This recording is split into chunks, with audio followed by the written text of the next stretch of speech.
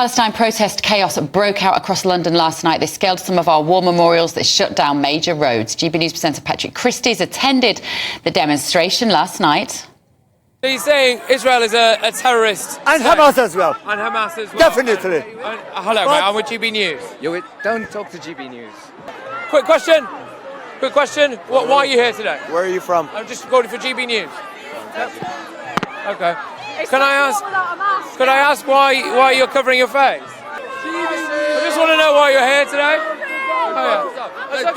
Go away, you're not wanted. Go away. You're absolutely not wanted. You're absolutely not wanted. Get away from here. I just want to hear. Get away from here. No, go away. You're fascist scum. You're not wanted. I just want to know your views, that's all. Free Palestine. What does Free Palestine mean? A ceasefire. So ceasefire now. Okay, and what do you think? From the GB News.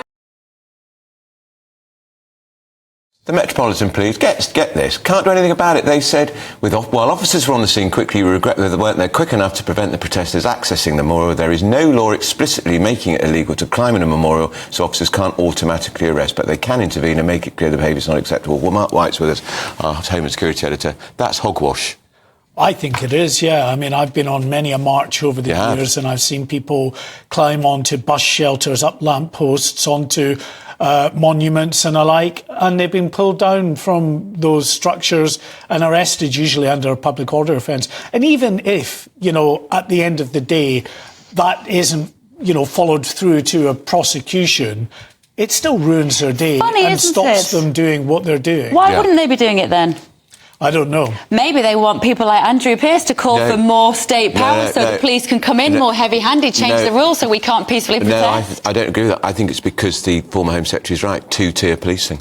Well, yeah, listen, I can't put myself in the minds of these senior commanders when they do that, but there certainly seems to be something to that. If that had been Tommy Robinson and the right-wing headbangers, they'd have pulled them off that war memorial before you could blink. Yeah, I mean, I have seen the police be pretty robust when policing what we could call counter-demonstrators who came in, remember, after Black Lives Matter. They were, pretty hands-off in allowing Black Lives Matter to protest, to get involved in violent scuffles and alike during those protests. But then a week or two in, when counter-protests started, they were pretty robust in going after them.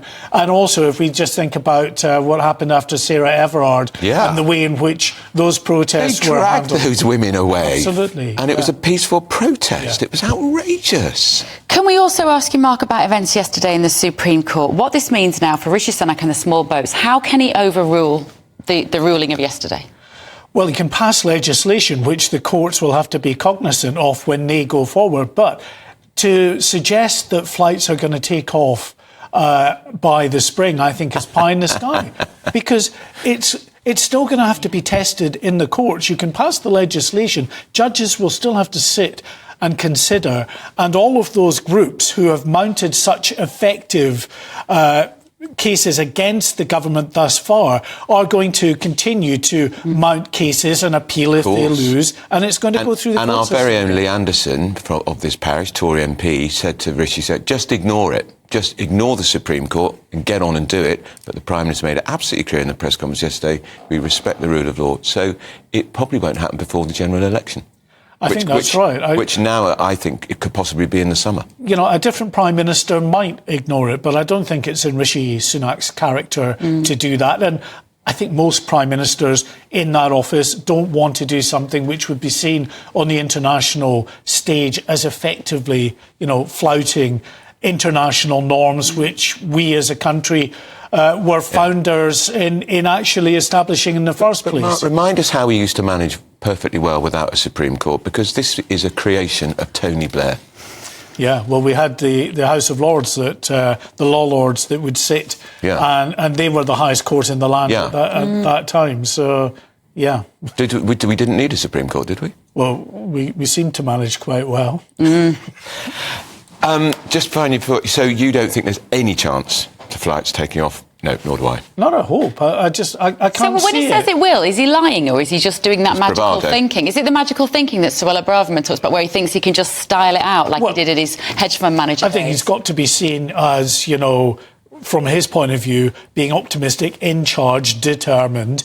But yeah, I mean, I think it's wishful thinking, because the reality of the situation as faced by the government over the last 19 months, since this policy was first announced by Boris Johnson, is that at every turn it will be challenged in the courts. And you can pass the law, which might then mean that the judges will rule in your favour, but they still have to rule, they still have to consider, and that will take time.